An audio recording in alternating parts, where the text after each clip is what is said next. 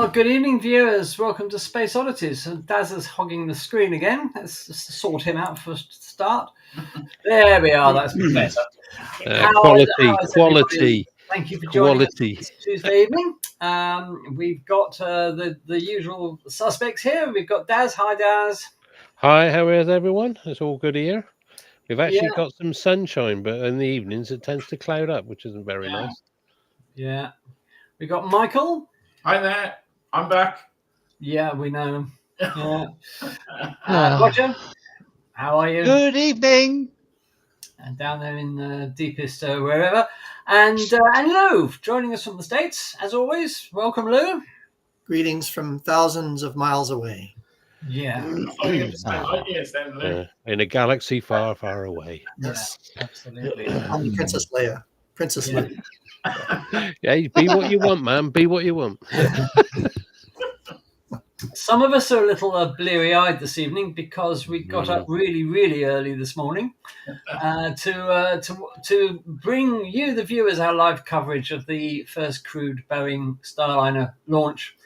And in time-honoured fashion, being the Starliner, things didn't go to plan, and the launch was scrubbed because of a faulty valve in the Centaur stage of the vehicle. It looks as if they won't be attempting again before Friday, but it does depend if they have to replace the faulty valve or not, and they're investigating that at the moment. But I'm so glad that they weren't going for tonight. I don't think I could do another morning like that. Of course, being the fool I am, I got out of bed, made a coffee, put the PC on, waited for it to boot up, and only then did I find out that the launch had been scrubbed. But if I had checked the messages from Daz, I would have seen that and gone straight back to bed. Yes, like I said, you said you got up. I didn't even go to bed. No, you didn't go to bed. Yeah. I'll just go straight through, and then I thought, oh, here we go. I'll do you see the sheer dedication, viewers, that we have at Space Oddities for? I didn't get up either. I just heard Daz's message come through. Yeah. And then I did go back to bed, and I couldn't sleep, and I was still awake at 5:30. So anyway, please bear with us if we fall asleep. It's not your company, viewers. Please believe that. So on a packed program tonight. Tonight we've got a look at some great free astronomy apps. And if you use any of those apps, do let us know in the comments. And if there are any apps that you use as astronomers that you think other people would enjoy, put those in the chat as well afterwards. And if you think that this is a good thing to do, perhaps sometimes we'll just review some astronomy apps, then let us know, and we hope you enjoy the show. We've got a few things coming up tonight. First of all, let's just do a bit of the usual housekeeping. Don't forget that the Space Oddities merchandise is now available, and to cut it short tonight a bit, you can scan this QR code and that will take you straight to the Space Oddities shop, where you can browse through the spring collection Space Oddities, and the in general the T-shirts are £20, including UK postage and packing. The hoodies are £40, including UK postage and packing. Please add £10 to the total value of your order if you're ordering from outside the UK. So there we are. That's got that out of the way. We'd obviously like to thank everybody who has been donating to us and buying us coffees. Much appreciated. As I always say, we can't do this without you, and all of your kind donations go into the Space Oddities pot, where we use it for our Friday night poker games. So there we are. Fantastic. All right then. So without more ado, I think we'll press straight on in time on a tradition with the man on his finger, the pulse of the universe, or something like that. My presentation's disappeared. Oh, has it? Okay, well, we'll come back to you, Roger. Don't worry about that. So as far as let's just talk a little bit more about the Starliner. Was anybody really surprised that there was a problem? No, all right. I've got it back. Okay, all right. Anybody really surprised? No. Well, I'm not surprised. I'm disappointed because I thought the launch will be perfect. I know there's been some problems with the Centaur stage, but they were completely unrelated to what happened last night. It was a fluttering valve, basically, which has created a buzzing. And apparently they were saying that in that short time that they were refueling and in the testing, it had done something like 200,000 cycles, which is opening and closing. It's a pressure. Yes, that's right. Yeah. That's right. But they reckoned it was sort of like partially closed and partially open, which way around you want to, and it was fluttering. And they thought, well, we can't continue this, so they had to disembark the crew so they could investigate, because their policy is we will not do anything to do with fuel, change any fuel parameters while the crew are on board. No, That's why they took a while. So I was disappointed that the launch didn't happen. But of course, my worries are is once the because of the past problems, and I'm fingers crossed they won't reoccur, is what happens when it gets into space and it's on its own. That's the thing. So yeah, absolutely. but yeah, it'll happen, and fingers crossed everything will be fine. Of course, they shouldn't be using valves. They should be using transistors. That's what I say. Oh yeah. So, It's not on television. So there we are. You go. All right then, Roger. We'll go back Hello. to Yes. Hello. So tell us what's going on in the sky. Oh, all right then. Well, here we go for the 7th to the 13th of May. Here we go then. So we've got activity again on the sun. This is as it was viewed today. And we do have lots of spots around on the north and southern halves of that sun. And here's some closer views of those, which is producing some activities, but we shall see if there's any more to follow on from. Yeah, we'll be talking what about has those. Disappeared. Yeah, we'll be talking about those a bit later on. That one on the bottom left is the next one that we really need to be watching at the moment. So I'll talk about it a bit later. All right. So we've got a new moon coming up through tonight into the morning, and then onwards with our crescent growing through the rest of the week. But we've lost all the planets through the night sky, and we'll have to wait for them to all appear before sunrise or after sunrise. But we've got Leo and Virgo dominating the southern areas, and we've got Bootes and Hercules coming up through, and also we've got the summer triangle of Vega, Deneb and Altair coming up through on the eastern horizon. So something's good coming, so we know summer is coming. Yeah, and obviously the night's getting shorter and shorter as the week progresses. So we've got four planets coming up before the sun, and then we've got 3 after the sunrise. So would look rather nice if we could see it amongst the glare of the sunrise, but unfortunately you might just get to see Venus if you're lucky, and that's about it really. But later in the year we'll all start to see them in the evening sky, so that'll be something good. Although we do have the moon coming up through the planets as it goes past the new moon.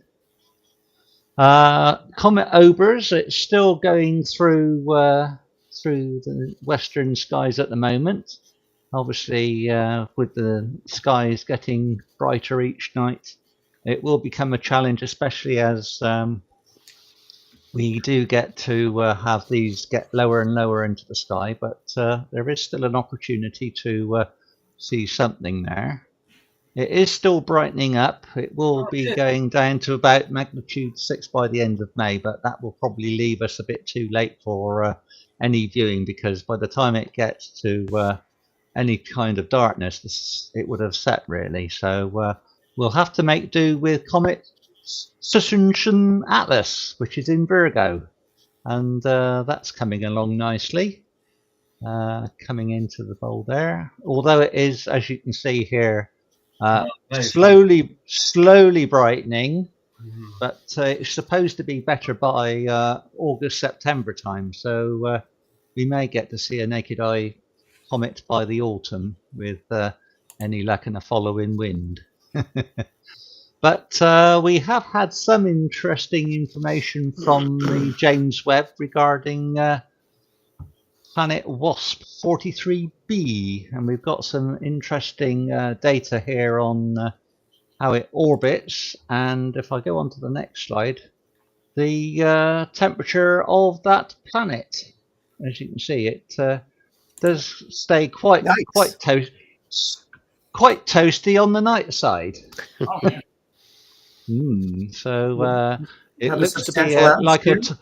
a tidally locked planet here. So there might be some problems with any life that could endure, but it would obviously have to be high up in the atmosphere to have any chance of performing any evolution, with an artist sketch on the right hand side of what that could possibly look like.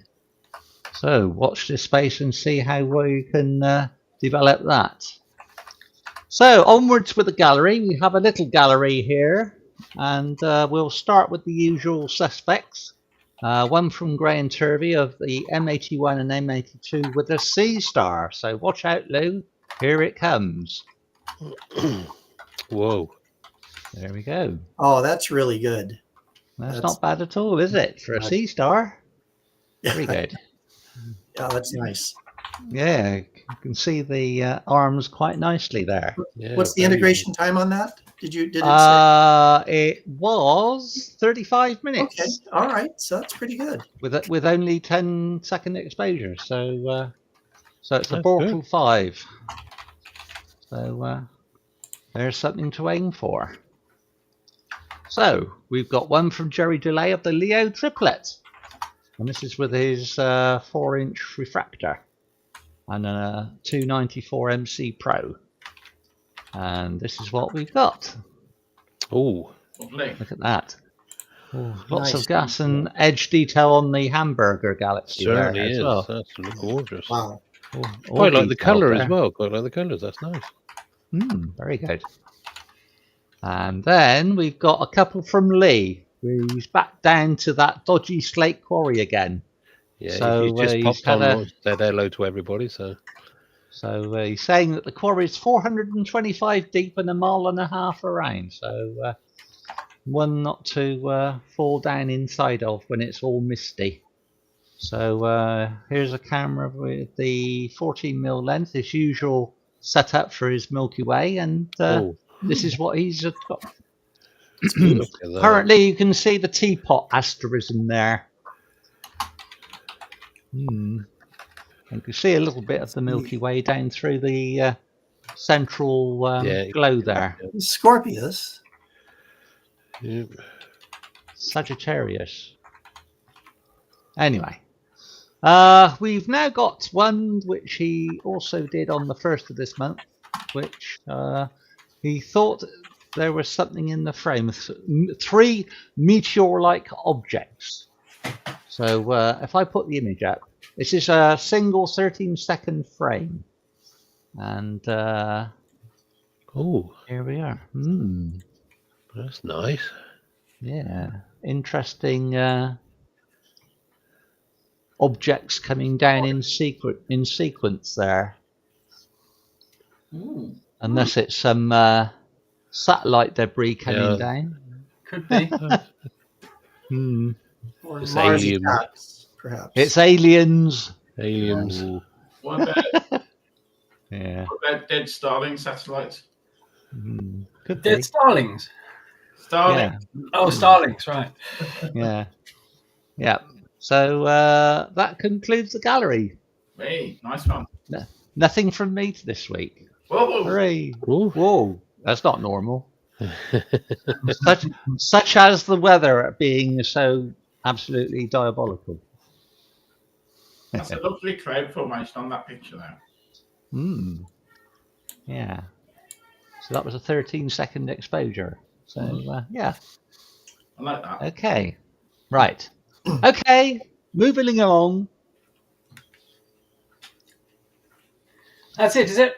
Oh. Yes. Yeah. What you got? Engrossed. That's all you got. Come on. Move along. Okay. All right. Great. Thank you for that, Roger. Viewers, Okay. I've just put a poll in the chat. As you know, we make quite a few other videos apart from our Tuesday live streams here on Space Oddities. Have a look at the channel in the playlist. But we've got around 200 videos altogether on a range of subjects. So the poll is asking you, which videos would you like to see us make? Which subjects would you like to see more of turn up on the channel? And you've got a few choices there. If you could vote on that, again, we're trying to give you what you want. So please, if you could vote in the poll, everybody, that would be much appreciated. If there's anything that isn't given as an option, then please do put it in the chat. Tell us what you want to see more of and learn more about. And we will do our very best to oblige. All right, then. So without more ado, we're going to move on with the week's news. So just give me 1 second to sort myself out here, and let's do this. Okay, so the first thing I thought we'd do this evening is talk a little bit more about the Starliner, as it didn't really happen, and the launch, that is. And I thought we'd have a look at the history of the Boeing Starliner. Now, just to put this in some sort of context, when the space shuttle was retired in 2011, America was left without a vehicle to transport crew and cargo to and from the International Space Station. They were using Russian Soyuz rockets, as you may be aware, but as the years went on, the Russians started charging more and more per seat on Soyuz. And in the end, it got to $93 million a seat, which was getting on for double what it had been originally, because obviously they had America and NASA by the short and curlies. So NASA really needed a vehicle, and that's when they started the Commercial Crew Program. And they opened it up to private industry, which was the first time that NASA had really got involved with the private sector. And they gave contracts to two companies, namely Boeing and SpaceX. Now, at the time, SpaceX were not highly regarded. Nobody really believed they could do something like design a spacecraft for NASA. Consequently, Boeing got $4.6 billion to make the Starliner, and SpaceX only got $2.4 billion to build the Dragon. And this was in November 2015, and it was indeed called the Commercial Crew Program. Boeing to develop the CST-100, the Starliner, and SpaceX to develop the Dragon. In December 2019, Boeing launched the first uncrewed orbital flight test, and it was a spectacular failure because Boeing had made lots of stupid mistakes. And to cut a long story short, the spacecraft failed to get into the correct orbit, failed to reach the ISS, returned to Earth prematurely, and an investigation by NASA revealed that there were 68 fairly serious problems with the spacecraft, a lot of which could have been sorted out by Boeing if only they had done things in a competent manner. So then we move forward to July 2021. They attempted a second uncrewed orbital flight test, but hours before the launch, they discovered that I think it was 6 out of 9 fuel valves on the spacecraft were jammed open or closed, can't remember which. It later transpired that somehow water had got into the valves, and mixing with the fuel had caused corrosion of the valves, jamming them. How water got into those valves was never established. Nobody knows how it happened, but happen it did. So that was a big failure as well. Moving forward to May 2022, this was a success in as much as the spacecraft OF2 mission did successfully launch and dock with the International Space Station, again, not crewed again, operating autonomously and controlled remotely. And although they did manage to dock with the ISS, there were still some fairly serious issues with the thrusters and guidance systems. So although the mission was classified as a success, i.e. the spacecraft docked with the ISS, returned to Earth, parachuted down to splash down, there were several issues that were still rather concerning. And in May 2023, further problems were found. The parachutes were not all opening at the correct time. There were electrical system issues. What Boeing had done, all of the electrical cabling through the whole of the Starliner vehicle had been wrapped in tape that was flammable, which is not what you want in space, really. So that severely delayed the first crewed flight. And not all of it, but some of that tape was replaced.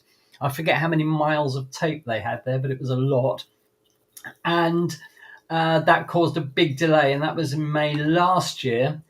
And then this I find a little strange, that even before they managed to successfully put a crew into orbit and take them to the ISS, NASA awarded Boeing in March this year an additional 6 flights for crew transport to the ISS. And the quote was that it reflects ongoing confidence in the Starliner program. My own personal opinion is that perhaps it might have been a good idea to wait to see whether this crewed mission is a success before booking more flights for the Starliner. But anyway, NASA did award them an extra 6 flights as an extension of their contract. So that's a bit mysterious, if you ask me. However, we now move on to today, and we have, or should have had last night anyway, the launch of the crew flight test. It's worth stressing that the problems that did happen last night were not with the Starliner itself. They were with the Centaur upper stage part of the vehicle. So we'll just have to wait and see what happens. As we were saying earlier, it won't be before the weekend. But who knows? We'll have to wait and see on that one. And of course, if we can, as always, we will bring you that launch live. Okay, let's move on with the rest of the news. Congratulations to China. China has launched Chang'e 6 to the moon. This is a sample return mission. They're going to land on the far side of the moon and bring back some samples, if all goes well.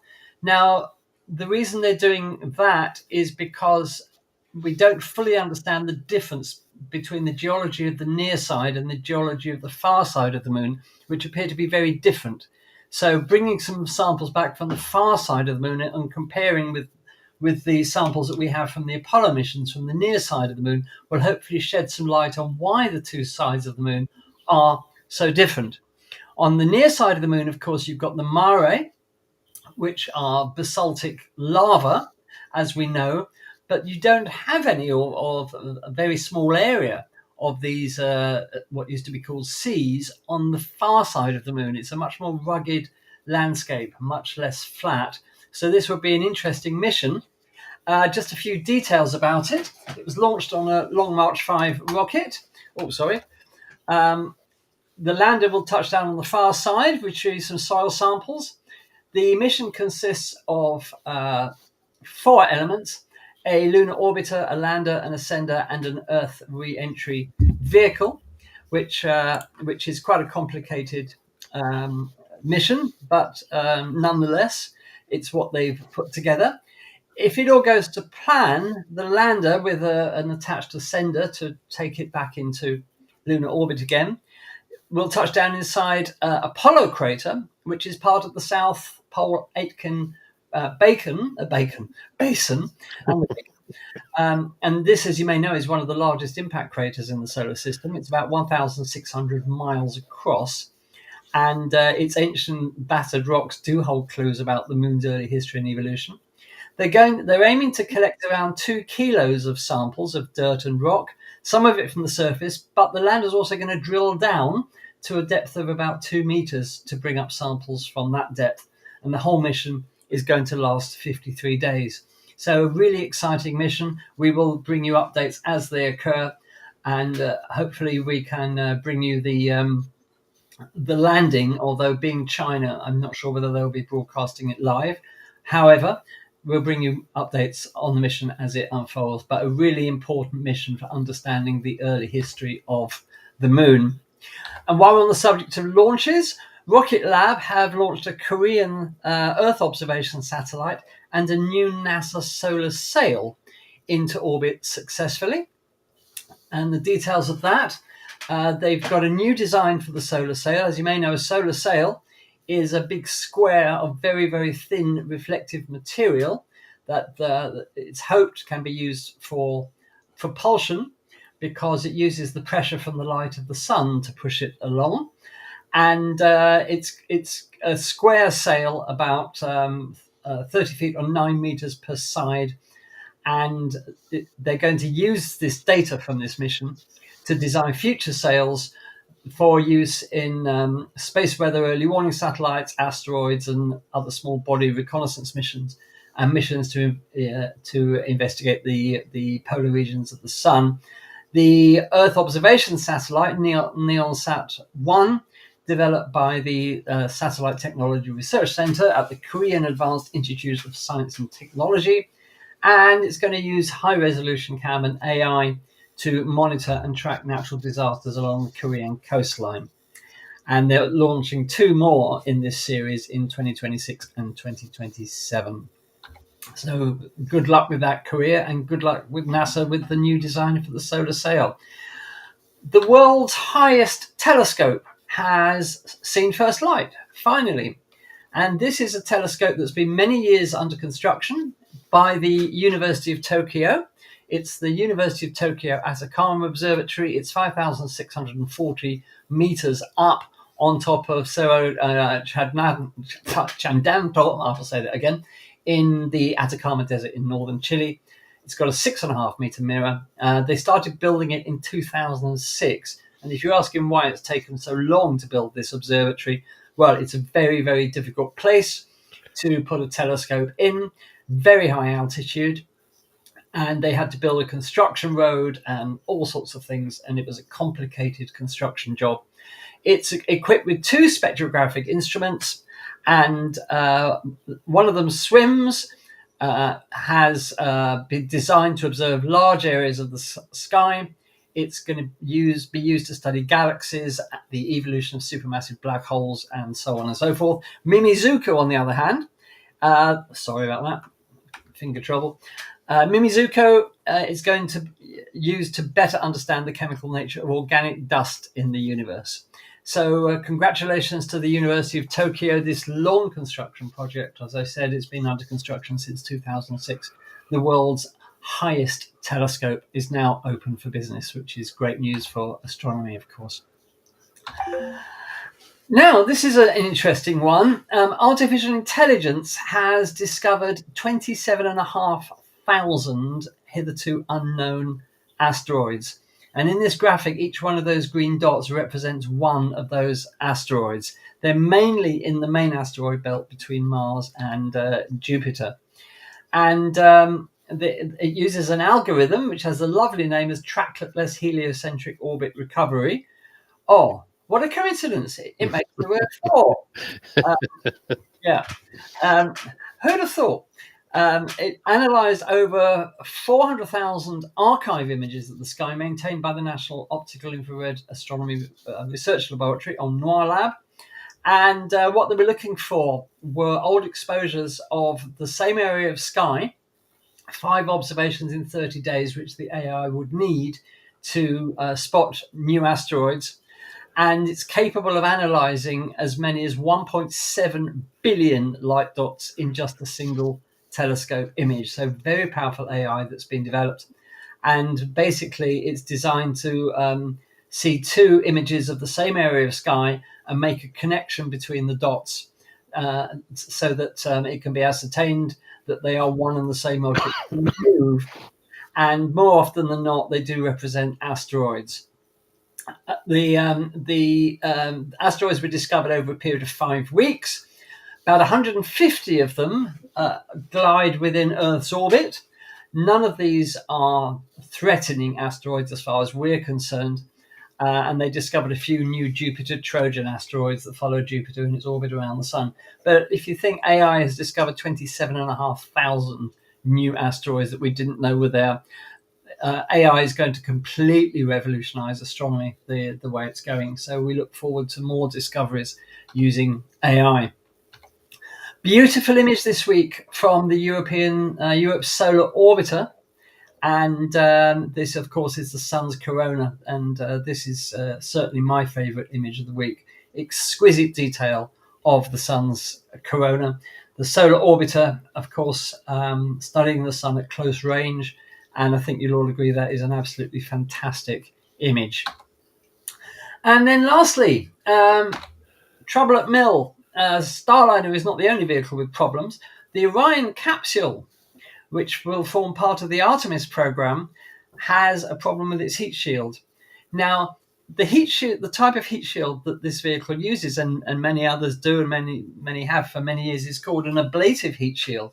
In other words, to stop heat from the friction of re-entry transferring to the spacecraft, the heat shield gradually burns away layer by layer and carrying the excess heat away with it. Now, that should happen evenly over the whole surface of the heat shield, but they found after the Artemis 1 launch that that's not what happened, that there are some, if you like, hot spots there that you can see in this image where the heat shield has burned away more than other areas. And at the moment, NASA don't know exactly why this has happened. It's seen as a bit of a setback, but ultimately they can try lots of things to cure this if they can't pin down the source of it, the reason why it happened. They can do things like change the approach profile of the spacecraft, and there are some other fixes they can make. But NASA really want to understand what caused this heat shield to burn through more in some places than others. So there you have it. That's the news for this week. I hope you enjoyed that. Andy, could I make just a quick comment? Of course you can. Regarding the Japanese Atacama 6.5 meter, I was at yet another space weather meeting today. Did you get COVID? Yeah, no. So my batting average is improving. And in the break, we were discussing Hawaii, and I asked about the status of the Mauna Kea TMT, the 30-meter telescope. It was under construction there, but where native islanders had blocked access to the access road leading up to the observatory. Sure. So apparently that is all cleared away, and the observatory is accessible. But construction has not resumed. And there is now growing thought that that telescope will eventually, in fact, be built in the Canary Islands, which was not as good a location, but was their backup site. That's right. That's right. Where the skies aren't quite as good, but they're not far off. Right. So, it's a shame, but as long as the thing gets built and is delivers world-class astronomy, I don't think anybody minds too much about where that's done. Well, I hope the Canaries don't protest. That can be really bad. No, I can't see them doing that. They're lovely people on the Canaries. Yeah, all depends where they're going to put it, because you've got Mount Tidy on Tenerife, which has already got an observatory at the top there. There's La Palma, which has got quite a few big telescopes there already. So they're I should think they'll be quite happy.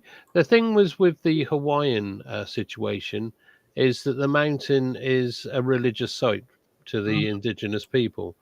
And when it was first handed over for the observatory, there were terms and conditions that they could only use so many meterage at the top of the mountain to actually put their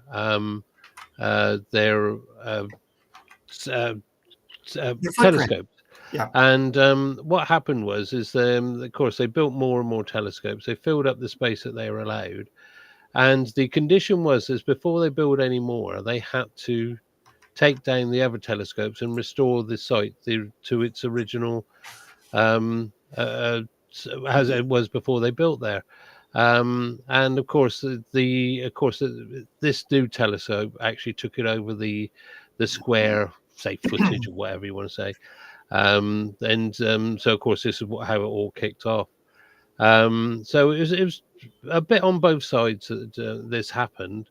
I did hear quite a while back that they were talking about the Canaries, but I thought no, they'd carry on with Hawaii. So I'm surprised that that's now possibly more of a situation than it was. Also, as regards the heat shield, another problem that you were talking about with the Orion was that there were 4 bolts that actually are recessed into the heat shield that actually connect it to the service module. And of course, those bolts are released by pyrotechnics to release it from the capsule on its return. And what they found was also that they were sort of like recessed, and they thought they were recessed enough that any flowing heat or plasma would just pass over the top of it, but it didn't. Apparently, 3 of them were severely melted and burnt through, and basically they're just like concerned that it could give it access to the actual base of the capsule itself. So it's something that does need to be looked at. I don't think NASA are going to be so flippant as to say, well, it didn't burn through, so we're going to continue anyway. I don't think I think they've learned their lessons there with things that happened on the space shuttles. You can't just put a waiver in for these things just because it didn't happen. So yeah, it's something that really needs to be looked at, but they got plenty of time because nothing's taken off for quite a while with the SLS. So we will see. The only thing is how are they going, if they do a new design, how are they going to test it? Yeah. So it's just one of those things because they haven't got an SLS to stick it on at the moment. No. But it's a watch this space scenario.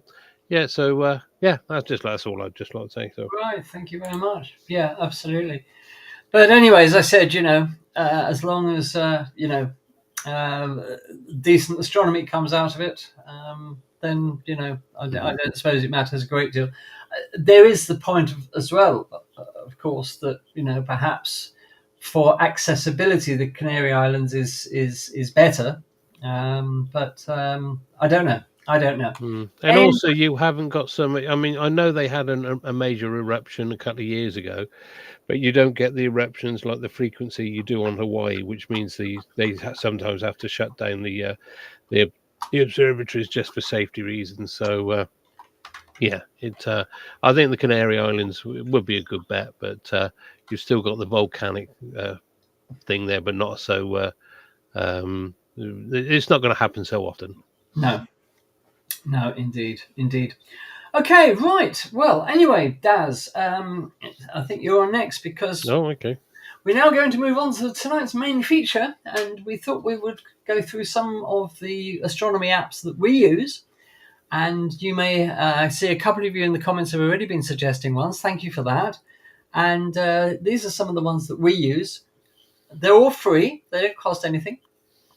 And the first one of these is from Daz. Take it away, Daz.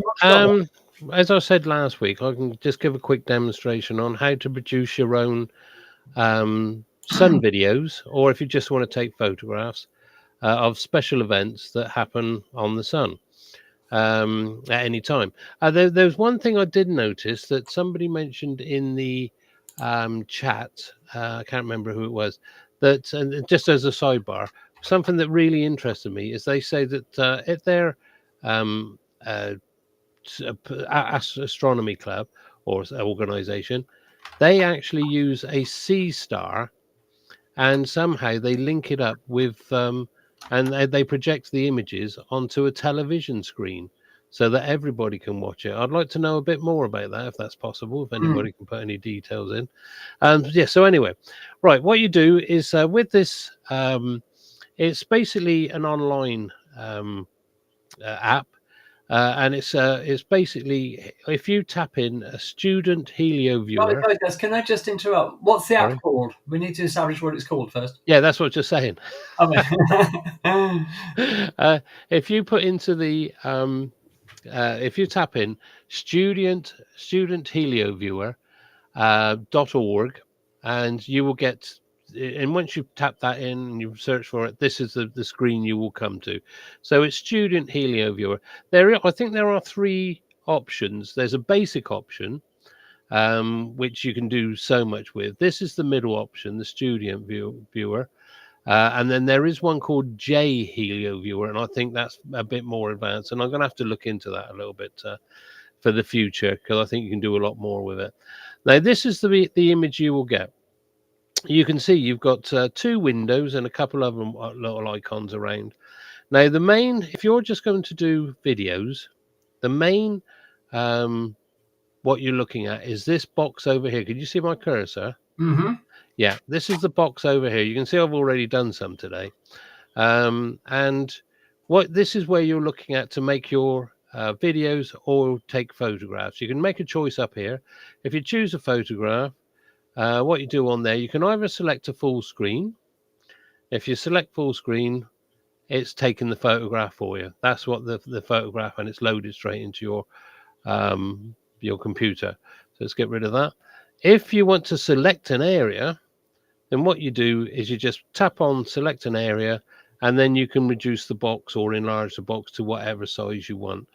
And then again, once you've done that, you say confirm selection, and your picture's taken, and that's already done. So that is as easy as pie.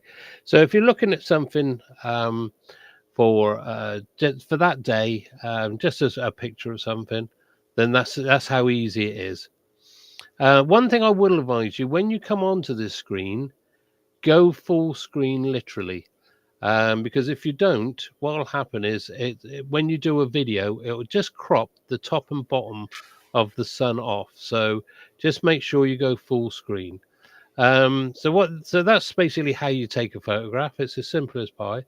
To do now, if you want to do a photograph of a certain event, then what you can do is if you come over to the left hand side up here at the top in this box here, you can see you can set your time and date. And by doing that, if you know an event, because if you go onto other apps, which will give you a full report of when events have happened, you can set the time in here, the date and time, and it will take you back to that time.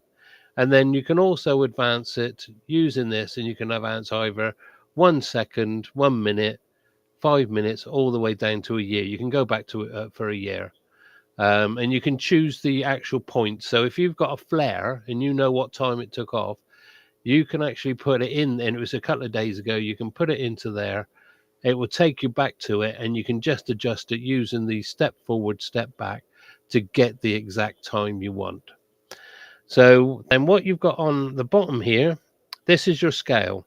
And as you can see, it's got a little Earth scale there. So it will give you some indication of that's the Earth in the middle there, that tiny little dot. I hope you can see it. You imagine how many of those tiny little dots will fit into this region here.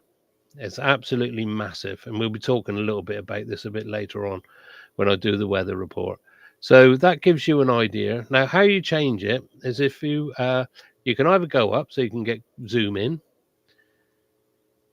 and then then what you can do is you can drag the actual sun around to do what you want. And you can zoom in even more if you want. If you want to zoom out, just come down the slider. That's your coronagraph. That's one of them. And then you can actually go further down, and you can get further and further out. And this will show you all the how far the flares have gone. As you can see, there is an issue with this one. I never go that far out anyway. So I usually hover around here. So I've got no, not that one. Where are we? So I think this is part of what you can see on the right hand side is one of the shutters that is actually frozen. So I usually come down to about here. So that's the most I'll go to. We did actually lose LASCO 2 and 3 the other day for a little space of time. So anyway, you just come up here and you choose what you want. Now this will show you what's happening on the sun and what the expulsions or the CMEs that are happening. So if we come back up here, now to actually do a video, and this is so simple, is go to full screen because we'll do it simple. Again, you can select a small area if you want. Select that like that. We can use that confirm selection, and what I'll do is then it'll come up. Now here you can set your time and date of when you want the video to start and stop. It's really simple. As you tap on there, choose a date, say the 6th, We'll only do a day, let's say to the 7th, do that one.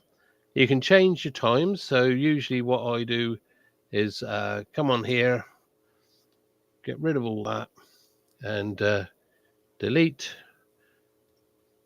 These are some of the times I use. You can set your time whatever you want in there, and you can leave it like that if you want. But usually I do 24 hours.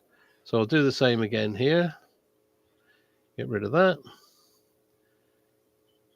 Go 11 o'clock again. And that. Now what I'll do is I usually do 60 seconds for a day. The shorter time you use, the faster the video will roll, but everything will be there. And you'll see this a bit later on when I do the thing. So if we set this for 60, and that's it. All I do is hit OK.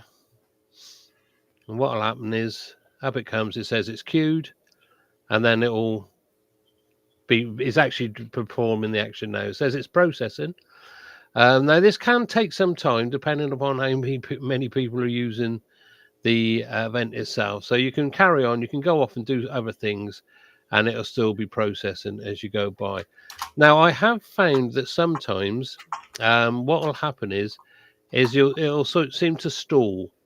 And what you can do just to really, if it's taken a long time and it hasn't started, no figures appear in the process part on this side. If the percentage isn't going up, then what sometimes I just do is I just come back up to full screen. It's still set, and do it again. And that will give it a nudge, and it will actually start it kicking off. Sometimes actually the second one will perform better, perform quicker. So you notice that the second one's already done 2%. So it's just to give it a nudge. It's just it's a bit of a cheat. Now, what have we got here? Right. So when the actual thing is actually produced itself, what you can do is you click on it here, and it'll appear in the screen here. Now you can enlarge the image, and then if you start it, I'm not sure what we got here. You may be seeing this twice because might see it later. You start it, and off it goes. I was thinking.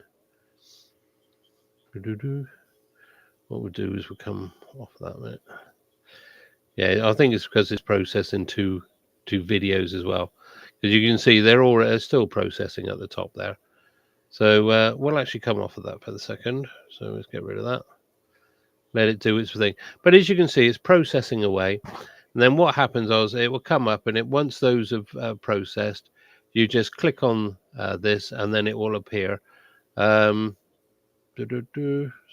I'm surprised that wouldn't play. Let's just try it again. Just hit that one.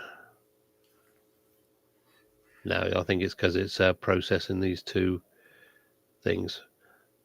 So yeah, it's just a waiting game. That's the trouble. But what you can do is once you've got this one up and running, you can then come back over here, rescale, go full screen, and then do a coronagraph image of exactly the same time. And again, like I said, the further out you are with the coronagraph, the more ejections you will see. So it's just that simple. When you've probably noticed in the past when I've showed you these videos, you see little flags show up showing you where there's eruptions and CMEs, where you can change that again in this window up on the top left, and you can add in magnetic fields, coronal holes, and sunspots.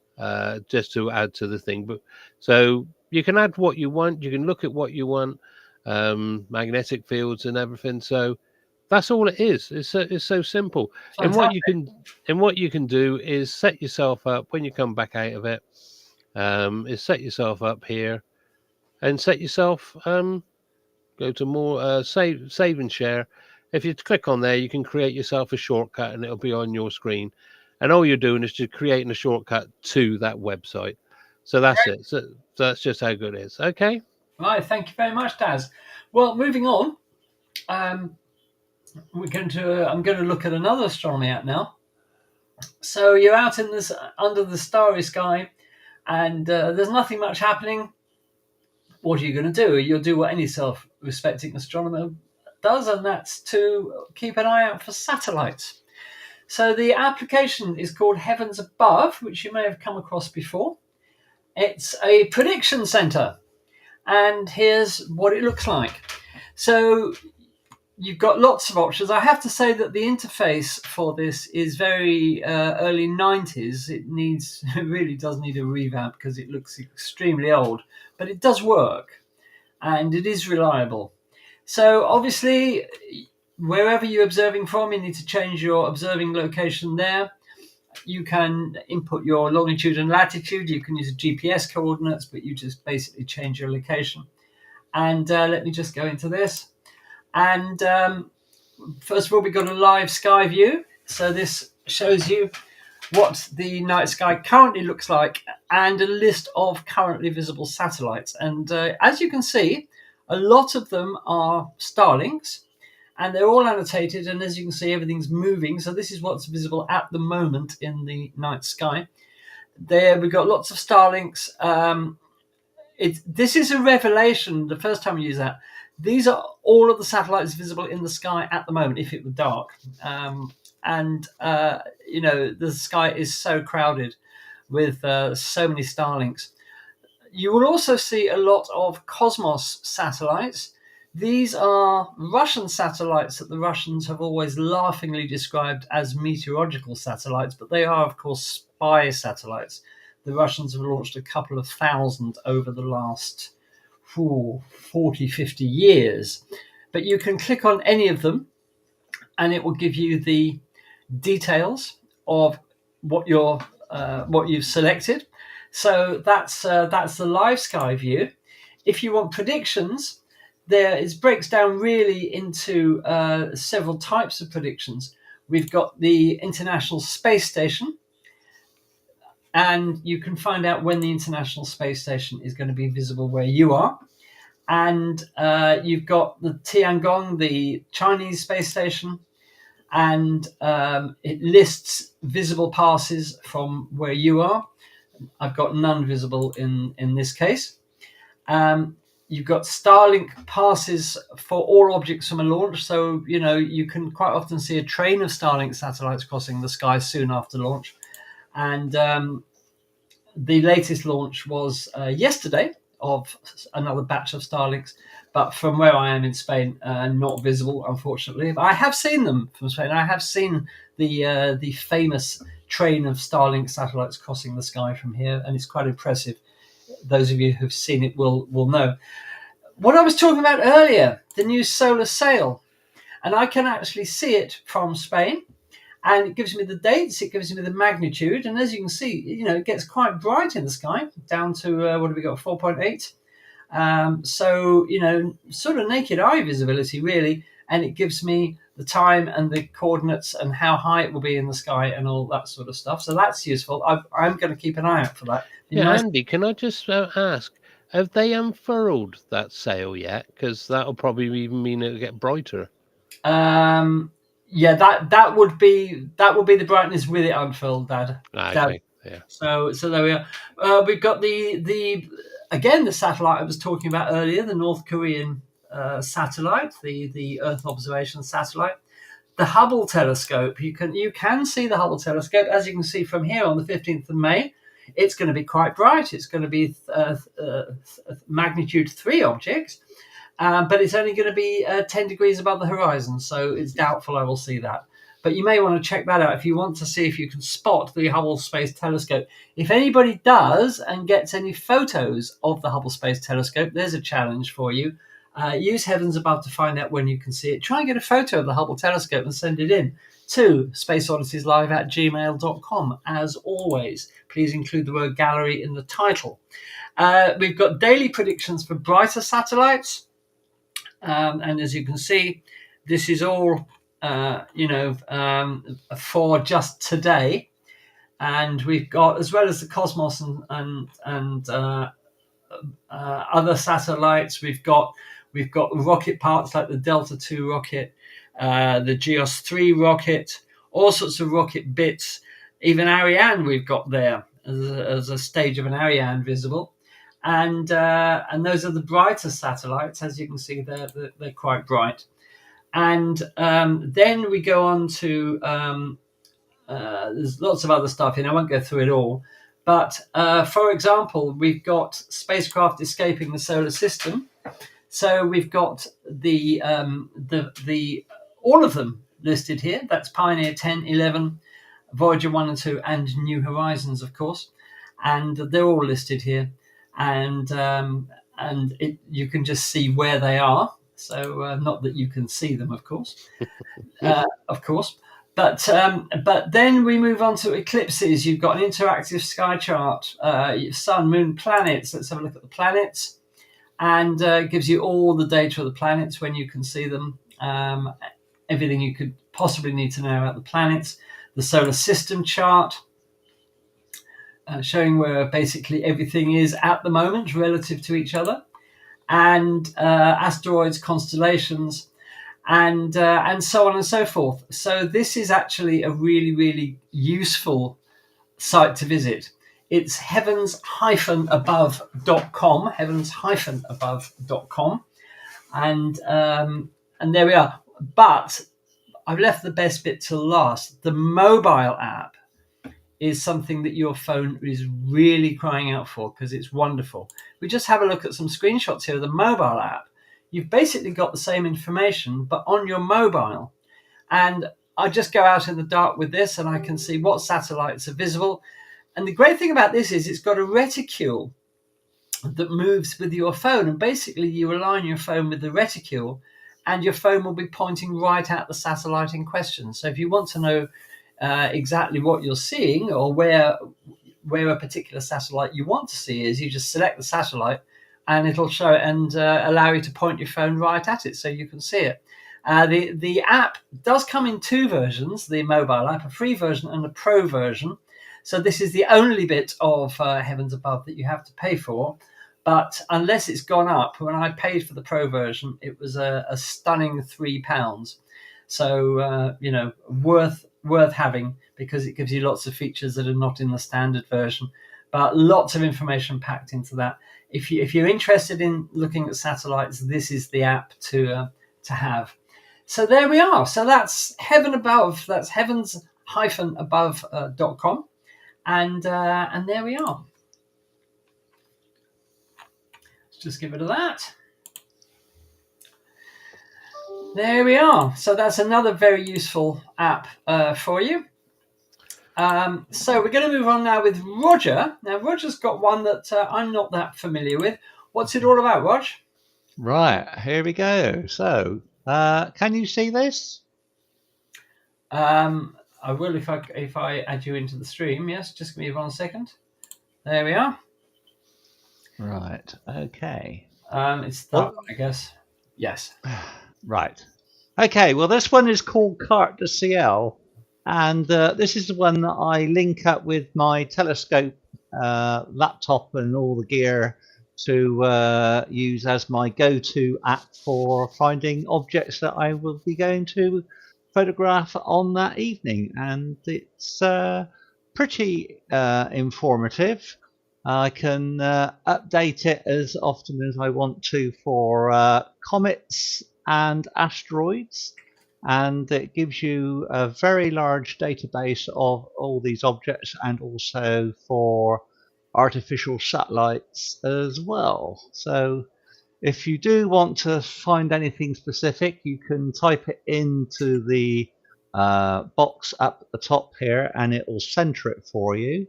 And if you want to zoom in, you can.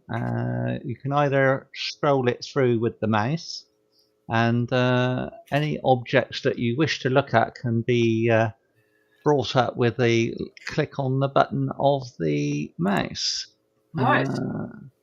It's very, very interesting. Let me see if I can find a... we've got the moon there. Now, you usually find certain things like asteroids are highlighted in yellow. So if I just click on this one, here we are. That's number 389 industrial. So you can get information about that. And we get a box up.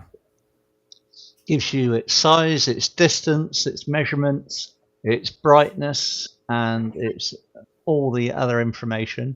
You can center it into the frame and then tell your telescope to go to that point. We do have the links up on the bar up here for Connect Your Telescope. It's all done through ASCOM or ND, depending on what setup system that you're using. This app is available for the Mac and the PC. It's all free and download from SoundForge, so it's all sort of open app, so open source software to connect, and it's got pretty much the whole atlas of objects, constellations, stars, nebula, galaxies, NGC, IC, Coldwell, all the catalogues, all the objects are all in here. And if you know where you want to go, just type it in and it will center it, connect your telescope up, and away you go. There it is in your viewfinder, and you can zoom in and out of the object of the atlas if you want to try and scroll around a bit more, and yeah, I find it very interesting. That's absolutely fantastic, isn't it? Really, really good. Did you say this is an internet-based one again as well? So it's no, this is for download either for the Mac or the PC. Okay. So you can, or Linux, and you can update it all quite well, and information can be downloaded from the app itself to update all comets and meteors and satellites as you wish. There's a question from Ian saying, "Is it French?" No, it's all in English, but it was based in France. That's the title of it. So it's just a personal preference on what. I'll just put the title in the chat so there can be no confusion. Right. It's called Carte des Ciel, map of the sky, basically. There we are. Very good. Okay. Yeah, I think Kevin says that's his go-to planetarium. Yeah. Oh, really? Yeah. I mean, when I had my my Celestron mount, I was using the one that was designated for that one. So once I moved over to another one, I decided that I'd give that a try and found it very useful and quite friendly to use. Okay, great. Thank you, Roger. Very, very useful, obviously. Now we move on to Michael. Michael is going to introduce us to Stellarium.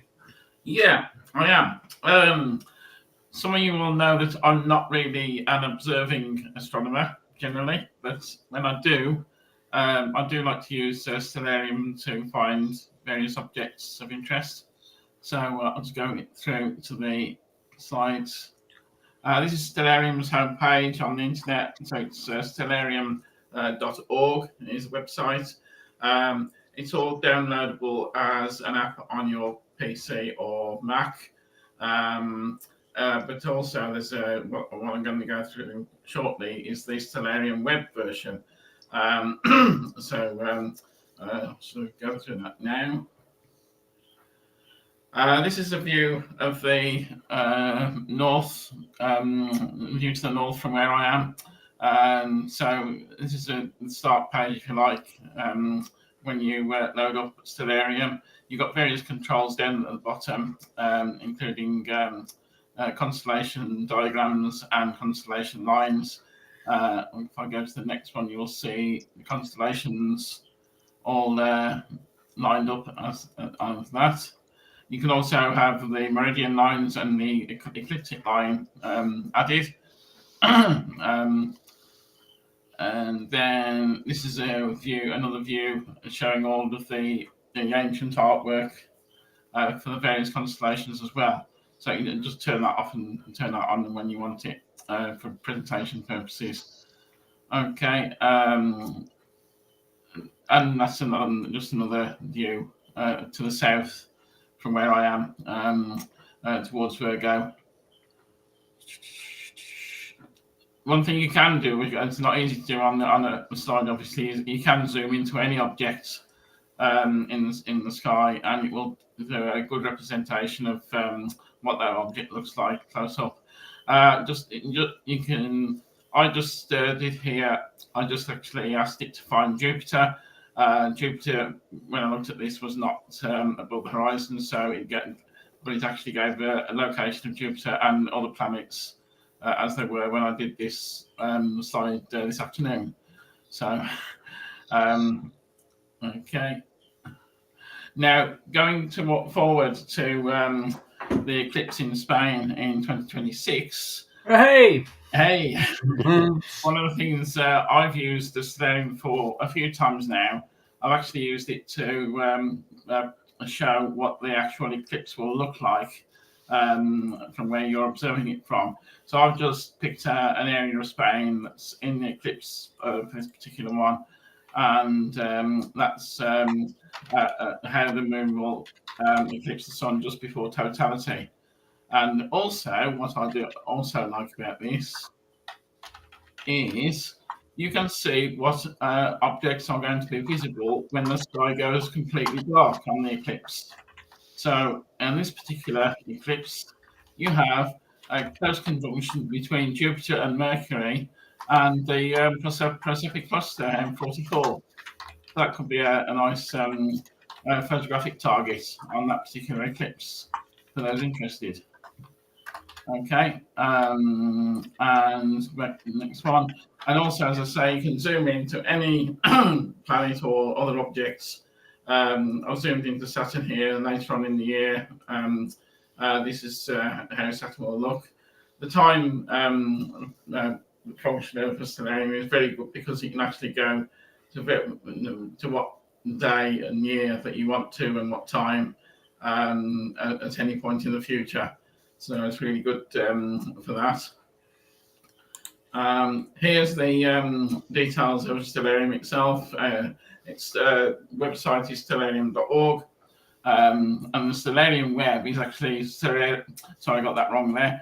Stellarium web is stellarium-web.org to actually view the online version. The good thing about the online version is it's always updated virtually in real time, whereas if you've got the program on your computer, you have to be, you have to download the latest updates yourself to keep it updated. And I think that's about it. Right, great. Thank you very much, Michael. That's great. Okay, right. So over we go now to Lou. And Lou has got his eyes on something. Nice lead in. Oh, I'm a true pro. This is a little something different. This is called Eyes On. And NASA JPL has created 4 different 3D immersive pieces of software. One is Eyes on the Solar System, which I'll be demonstrating today. There's Eyes on Asteroids, Eyes on Exoplanets, and I believe Eyes on Earth. So if you all are interested, we can get to those on another show. You get to it. It's fully web-based now. It used to exist as a downloadable software, but now it's fully web-based. And you get to it by going to eyes.nasa.gov and selecting the one you want. So here I have selected Eyes on the Solar System. And you'll notice that I can move the solar system around, okay? So it's fully 3D. All the planets are where they are when they should be there. And I can speed up time if I like. Let the planets orbit. You have the power. I have power. Oh, felt giddy then. I felt giddy. Or I can go backwards in time. Ooh. With my scroll wheel on my mouse, I can zoom in and I can zoom out like this. So, and you notice not only do I see planets, but you see spacecraft. And Eyes on the Solar System has 125 spacecraft programmed into it. Each one has the spice kernels that are associated with that mission. So a spice kernel is what the planetary science community uses to specify the orientation of the spacecraft. So you'll see the spacecraft oriented and doing what it's supposed to do at the time that it did it. Mm-hmm. Over here we have a little menu. We can, let's see, I tell you what, let's go to New Horizons. Just click on it. And voila, there it is. There's the New Horizons spacecraft. And it is where it is right now. Well, I went forward in time, I guess. So this is where it is on June 25th, Next year. 2025, June 23rd of 2025. I can modify, let's see, let's turn it a little bit here. I can modify the lighting on it. This is shadow lighting. This is a floodlight, which makes it a little easier to see. Or natural lighting, like that. And I can, every time you do this, you'll see that there's a little description on the left-hand side here, talking about the New Horizons spacecraft. And you'll notice it says featured events.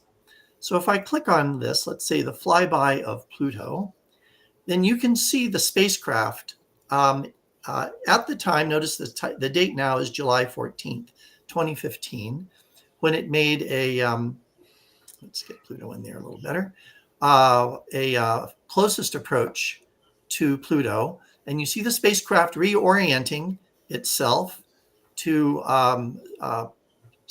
receive and send signals to the Earth, and also to take observations of Pluto. Again, all of this is done at exactly the time that it was done during the mission, because it has all the housekeeping and footprint and navigation data programmed into it. Okay. That's pretty impressive. Yeah, it's really cool stuff. Have you? Does it have the pioneers? Oh yes, Pioneer. So if you want to find something else, you go up to the search bar here. Let's type in Pioneer 10. Yeah, fine. And there it is. Whoops. And there it is. Sweeping away somewhere here. That's because we have the lighting not quite right. There's flood lighting. And there's Pioneer out in the middle of outside the heliosphere. Outside the heliosphere. Fantastic. Look at that. The heliosphere, of course, is modeled. It's not. Yes, it's not really like that. But there it is. And wow. Another fun thing you can do is you can do size comparisons. So I click on compare size, and it says, well, how big is Pioneer 10 compared to Hubble? Right. Or let's see, what else can compare to a person or a school bus. Okay, so you can get or an arena. Get an idea of the size of things. You can. This has an interesting feature. This is the total solar eclipse just recently, and it has the Earth rotating. And you'll see in just a moment. Here's the penumbral shadow coming on the Earth. Oh wow! And you see right here the umbral shadow as it's approaching Mexico. And if it's taking too long, you just speed things up. Speed things up a little bit. You can look at that also from the Earth and from behind the moon. Right. So there's the eclipse happening across the Earth behind the moon. Okay. Sloshing the Earth rain like that. Have you actually created a tsunami somewhere? Yes. You have to be very careful. I've used Eyes-On for a long time, but I actually didn't know that it's now completely web-based. I still use it off my PC, so this is great. Yeah, it works. It works pretty effortlessly and smoothly. It does, doesn't it? I can. You notice I clicked on. Here, I'll go back. Click on layers here. I can include asteroids. Wow. Yeah, that's very good. That is. Yeah. Comets. Dwarf planets, if you're a fan of Pluto and other small things. Pluto. And you can even put lines on the constellations. What about Earth orbiting satellites, Lou? Like the swarm that they normally show of all the satellites orbiting Earth. Give me a satellite. Oh, Goes. I was just saying goes. Yes. Yeah, Yeah. goes.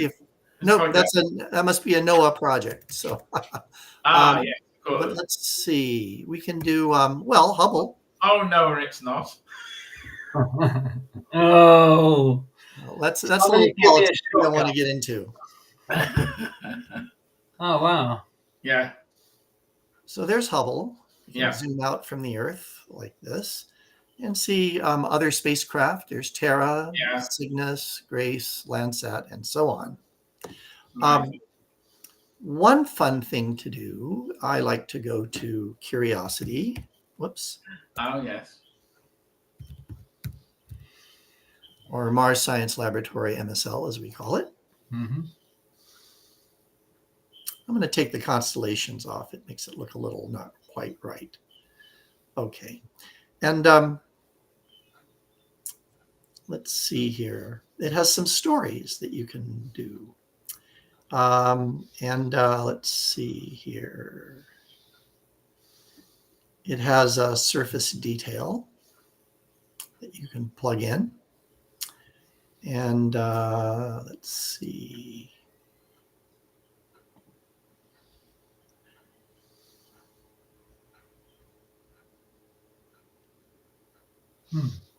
So here you can kind of drive around. You can click on various markers and see what Curiosity saw, like this. And you have images of the Martian surface from both Mars-based and on-orbit spacecraft. And you can see the rover actually moving through the Martian terrain over here. I think your screen's frozen. Is it? Yeah. Yeah. No, Right. not me. All right, let's see. The clock's still running. I think Yeah. it's there. Do you see now? Yeah. Yeah, you're moving around, but we're not seeing the surface of the Mars. Oh, I've got it. I've got it on mine. Ah, there we are. How's that? Ah. That's better. That's it. I think when I went to the rover on the surface, it took me to a different website, and so that went outside my Ah, right. Yeah. area. Yeah, it would do. Yeah. Yeah. So, anyhow, so you can go to any planet, any minor planet, any spacecraft. Oh. Oh, it's a Parker Solar Probe. Right. Yeah. Watch it. Oh, there's Psyche there in the background as well. Oh, right. Yeah, they're all there, all 125 of them. Wow. What about Solar Orbiter? Oh, I'm sure. Well, if you want a European mission, I'm afraid. Well, let's find out. No, it's not No. there. No, this is a NASA product. I'm afraid. Yeah, Oh, it no. does say NASA eyes. That's Europa Clipper as well. Yeah. Look at that. Yeah, because this Now, is of course- because these are all actually moving in time. Yeah. Yeah, in real time. This is so Europa Clipper has not launched. Yeah, I was going to say, what's it doing there? But these are predict October 2024. I see. trajectories. Yeah. Oh, right. Yeah. So they're using predicted spice kernels for this one. You can also use a distance tool. How far is Europa Clipper from, let's say, Earth? And there it is, 488 million kilometers or 303 million miles. Oh, well. Yeah. So it's really quite capable software. It's a lot of fun to play with. Yeah. And, I haven't even touched half of the things that it can do. But eyes.nasa.gov, and you can explore this one as well as the other three. And perhaps we'll demonstrate eyes on exoplanets at another time. Yeah, because the asteroids and comets is very good because, again, it does exactly the same as it does with the satellites. You get an image of it, you get it in real time if you click on one of them. and it'll give you the whole history. So like Bennu or something like that, or Ryugu, and it'll tell you the history of who's visited them and all that. So yeah, it's a very good. I love that. I love Eyes-On. Yeah, absolutely. Thanks for that, Lou. Another useful astronomy app. Hope you're enjoying this, viewers. I look at these astronomy apps tonight, and if you'd like us to do it again with other astronomy apps, suggest some for us, and we'll be only too happy to oblige.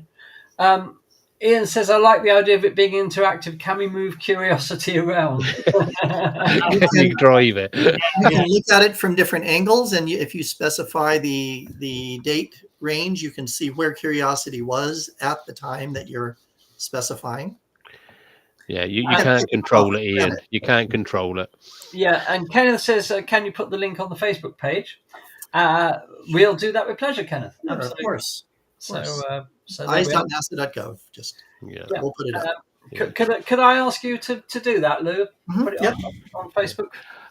Just as a matter of interest, when I was displaying mine, I said about you can go to other apps and get all the details about what's happened on the sun.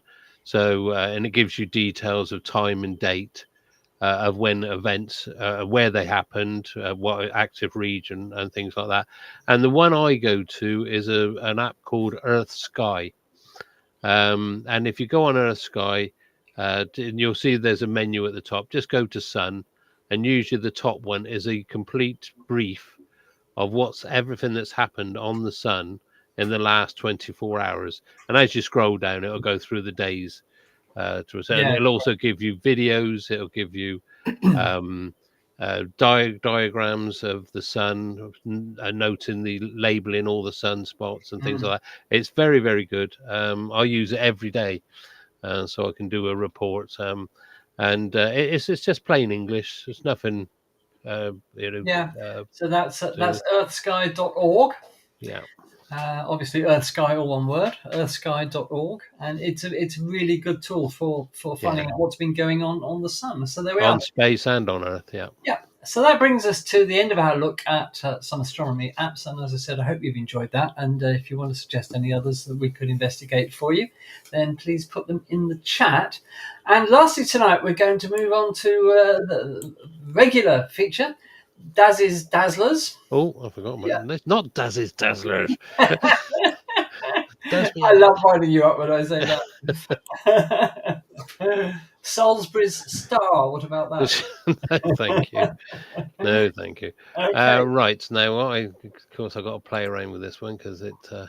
Right, can everybody see that? In other words, this is Daz's regular look at space weather. What we got going on, Daz? Well, basically, this week it's been a nightmare as regards trying to predict anything, and I'll explain why quickly. But the actual it's a lot of it's encompassed in this space weather report, flares galore, and it has been. It's literally been flares all week. Now, this was the sun last week, as you can see, the 30th of April, and this is the sun today. We saw Roger's lovely images. The one that was in the bottom left-hand corner was this one, AR64, 3664. Now, this one's becoming a very big active player at the moment. But the big one that's been giving us all the fun in games is AR3663. Now, if you remember the end of last week's, I said that Area 3654 had grown in size, and we could think, and it was right on roughly where 3663 is, and we said, will it give us an X flare before it actually goes off of the edge of the limb? Well, about 2 hours after we finished the show, it didn't. It almost made it, and when it produced an M9.5 flare as it was disappearing off the limb, but what happened, and of course then that fired off, but nothing was Earth directed on that, so it did almost perform what it was going to do. But since then, when we first started off, remember all these sunspots on the 7th of May were all back on. I think 3664 was just coming onto the face of the sun now. Now the big player has been 3663. It's been firing all the way across, but the week started off with 3664 just coming on the limb, and it was giving us some excitement right from the word go. But later on in the week, 3663 took over. It actually gave us in the last over the last weekend 3 X flares. What I will do now, this is a whole week in 100 seconds. Now, if you watch to begin with, well, both of them actually, watch this one here. That's 3663. There's 3664. And I'll start it off and then you just watch it go through. There are other things going on. This is from the actual satellite itself. It was moving its shutters around. But you can see there's flares going off. There's CMEs going off. You can see all these filaments. Now, these are the filaments are fluffing off, as I said. They're sort of like just gently throwing off material all the time to relieve pressure. But there, of course, these are getting, when you put on the coronagraph, we can't see these moving off the coronagraph. They're hidden by all the other stuff that's actually blasting off. So their actual halos are hidden in that information, and it's only when you go back and look at it with far more sensitive and different imaging techniques that you can actually pick out what we call stealth, well, not what we call, what are called stealth flares. And they're very hard to see. They're only very usually seen. It was thought that the stealth flares would only happen around solar minimum when there isn't much going on, because they think that when we're getting to the peak, there's so much going on that these things can't form. But obviously, we were wrong, and this is what's created chaos this week. You've just seen this 3663 is firing off flares all the time, and then all of a sudden it gives us towards the end of the week a massive what was it 4.5 flare over the weekend. So yeah, it's been very, very active, and as I said, because of all this action, it's been causing mayhem to try and actually predict anything that's going to come towards Earth. I'll just move this on because I've just got the same. Now, this is the coronagraph. As I said, we did lose the coronagraph for a little while during the week, but this will give you an idea of some of the things that are happening. It doesn't look as though they're big flares, and this is one of the things that I'll talk about when we get back to the X flares, is they seem very, very weak. They're not throwing off massive CMEs or big geomagnetic storms. They're all fired away from us as well. You can see the ejections going off left, right, and center, but there's nothing really big that's actually firing towards us. There have been also coronal holes present to give us some enhanced winds to push these storms towards us. As I said last week, it was possibly predicted that we would get a show on the 1st of May. That did happen, but unfortunately, the magnetic configuration of the storm, remember the solar slinky? And you've got to have a south component within that solar field, that magnetic field. There was none. So we got some quite high latitude aurora, but nothing came down to the south. But on the 1st, unexpectedly, and as a surprise, we had a big storm hit us, and it gave us aurora down to the mid latitudes. When I say mid, I'm talking about 30 degrees and 60 degrees between those two. And it took everyone by surprise. And that's happened all week because we haven't been able to see in the bog standard coronagraphs these stealth storms coming off and then being blown towards us with high winds. They're quite slow moving, but they don't last. They're probably lasting sort of like 3 or 6 hours at the most. So as you can see, there's quite a big flare going off at the end of this video just here. I think I've got one more, just a quickie, to show you another piece of the action. I think it's this one. Now this will show you a big flare that goes off in the sort of like 4 o'clock region. Wow. And this one, there was a hidden stealth CME in there, which we didn't see come off until they went back, until it hit us, and then they went back, rewound all their information, and then using special techniques, they actually picked out this stealth CME that came towards us and created a storm. But this is the sort of thing. And again, this is all done using Helio Viewer, which I showed you earlier. So I just thought I'd show you that. What have we got next? Let's have a look. Right here, this all I said about coronal holes. All week we've had coronal holes passing through, appearing and disappearing. We have had some like this one here, which is Earth directed, which blows us quite enhanced solar winds themselves, which are containing quite some energetic particles. So again, this can give us aurora. And if it's added to if we're clipped by a solar storm, a CME, then it can actually give us aurora. But it's been so hard to predict what's going to. We've had lots that were predicted to hit us, but again, they didn't have the magnetic field configuration to give us strong aurora. So let me just move on. I think that's basically it. This just goes to now. This is these are USA things, but this goes to show that all the KP index for the last 7 days in 4 different components. And as you can see, it depended whereabout you are. This was all in the USA as to exactly what hit you, and it's the same sort of thing in the UK because we were expecting a predicted display on the 5th. It did hit us. It didn't amount to nothing. On the 6th, we had a big KP alert, and by the time I got outside, it was clouded up anyway.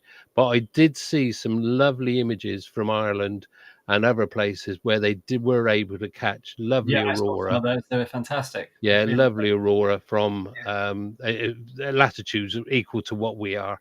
And of course, the other week we saw Lee's lovely images from from down in Cornwall. So that just gives you an idea. It's been up and down. Now this is another video.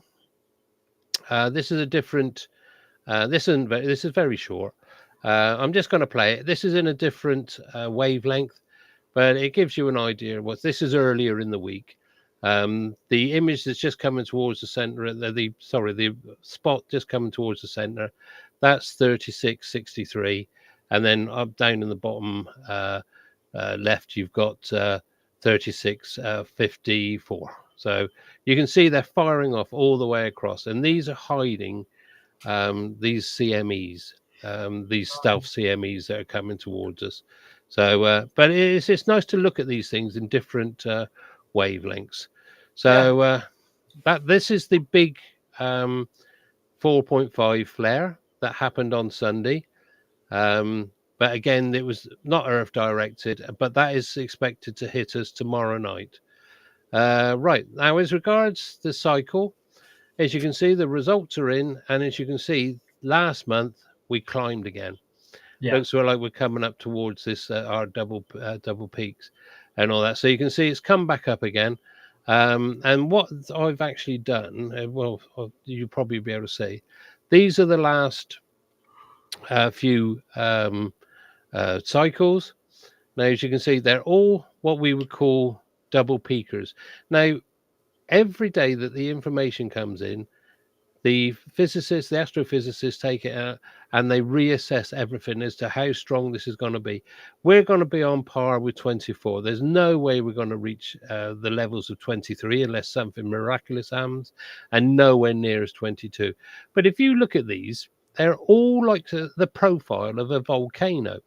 You've got one peak, then it drops down, and you've got a second peak. Now, this week, I actually learned the possibility of why that is. And what it is, and this is courtesy of Tamitha Skov, the space weather lady on YouTube. I recommend her all the time. And what it is that the sun, we see it as a globe with a northern hemisphere and a southern hemisphere. Now, what it actually happens is is that the northern hemisphere and the southern hemisphere are not in sync with each other. They've got no connection with each other other than all the turmoil that's going on inside. And what happens is that the one hemisphere will reach its peak before the second one will, because they're not connected. There's nothing to synchronize them. So you'll probably get, say, like the northern hemisphere, for argument's sake, fire off it with its peak, and then probably sort of like a few months later, the southern hemisphere will do the same. And this is why we get this double peak. They are the two hemispheres peaking at different times. And I only found that out this week. I didn't even know that could exist. And it's absolutely fantastic. And there is also a possible connection with odd and odd numbered cycles. That different things happen on these cycles. And they think it's possibly to do, because as we say, what happens is when we have a new cycle, the poles flip. And all they're saying that possibly all the even cycles have certain characteristics, and the odd cycles have different characteristics, and they can be noted. So it's just something to just point out anyway. So I think that'll do. I don't think there's anything else I need to talk about. Oh, it's okay. But can I just butt in rather rudely there, Daz? Yes, mate.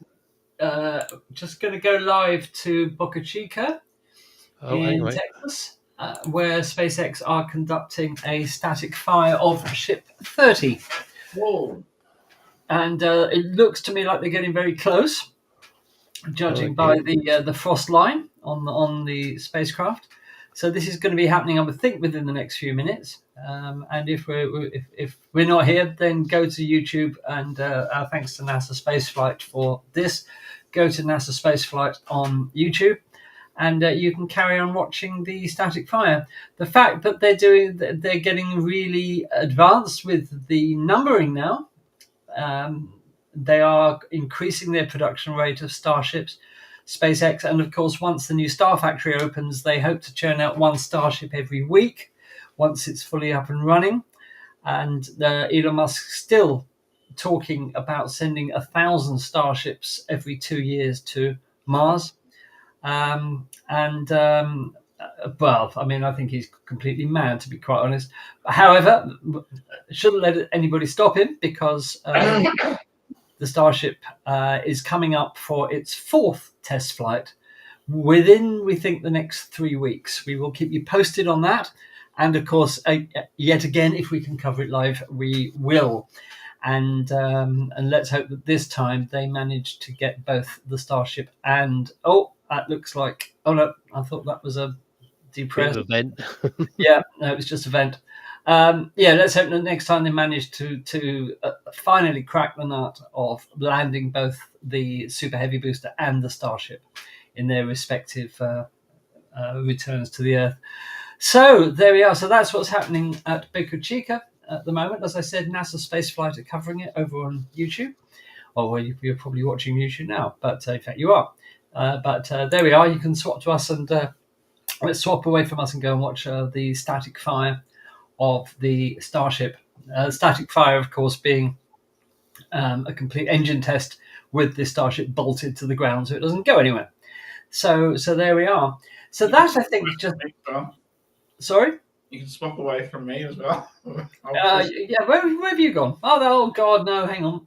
You can't have that. Oh, dear, if it's not you, it's Daz, honestly. Talk about attention seekers, for goodness sake. They've gone to the cheap seats. Yeah. So, anyway, viewers, thank you for taking part in the poll earlier. That's provided some useful information. And I'm just going to go and have a look at that data when we finish here. The results are in. And in Eurovision fashion. Oh yes, don't forget it's Eurovision this weekend. Be glued to that, definitely. Yeah. I've got better things to do. I'm going out. Yeah. Well, we usually hold a Eurovision party in our house and put up all the flags of the countries and really? have a jolly good celebration of of the very worst of European culture. So it's so bad it's funny. No, it's a good laugh, Eurovision, and God knows Europe needs a laugh at the moment. So looking forward to the entertainment. Okay, thank you, Lou. Thank you for being here. Thank you for showing us your eyes, as it were, and very interesting. And I shall check the web version out now that I know it's fully web based. So so thank you so much. We will see you next week, Lou. I hope. See you all next week. Sorry. You take care, Lou. All the best. Ta-da. Bye bye. Yeah. Bye, Lou. And anyway, that conclusively brings us to the end of this evening's show. Yeah. So did you check the results of the poll? I would have to go onto YouTube. I can tell you what we've got now. Okay. You're not going to be happy. Solar system 28%, deep sky objects 44%, black holes nil point. No problem. And and neutron stars and other weirdness 28%. Right, thank you for that, viewers. That's interesting. So you're all black holed out, I presume. I have made a couple of videos about black holes that have been on the channel recently, which sounds like you don't want to watch, but anyway, they are there. And and very good they are. I recommend watching them. They're very well done. So I was going to do a third, but in the light of that, I'm not sure I'll bother now. I know He's got a sulk now. You're complex now, Andy. Do check our videos out on our channel. We'd love you to see what we've been up to. We do try and create new videos and post them as regularly as we can, but we're all busy people, and obviously this is not our full-time job, so we have to do it in the time available. But thank you, Ian. Thank you very much indeed. Thank you for being here, as always. And so we will be creating more videos, and now we can see what you want to watch even better. So thank you for taking part in the poll. Yeah. We will, of course, be back same time next week here on YouTube for more Space Oddities frolics. Until then, we'd like to wish you a very, very happy week. Be good and take care of each other, and have a fantastic time. And from Michael, that's him over there, and Roger, that's him up there, and Daz. Keep safe, everyone. Keep looking up. Thank you guys for being here and showing us around your favourite Astro apps. And we'll see you next week, viewers. So from all of us here at Space Oddities, thank you for your support.